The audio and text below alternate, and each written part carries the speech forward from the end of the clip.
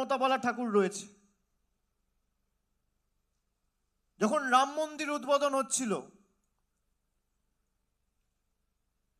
গাইঘাটা থেকে মতুয়া ভাইয়েরা, পাগল গোসাই মাথায় করে জল নিয়ে গেছিল রাম মন্দিরে দেবে বলে, ঢুকতে দেওয়া হয়নি।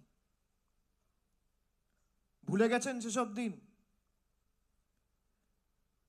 দেশের রাষ্ট্রপতি একজন এসটি মহিলা, রাম মন্দিরের উদ্বোধনে তাকে আমন্ত্রণ জানানো হয়নি।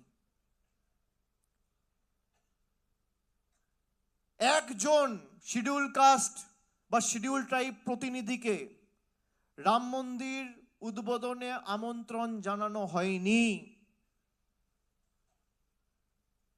একজনকে।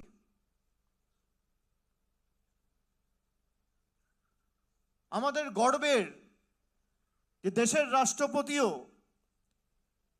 এই বাংলার মাটিতে এসে জয় বাংলা বলে গেছে। বাংলার মানুষকে বিজেপি বাংলাদেশি বলে আখ্যায়িত করে,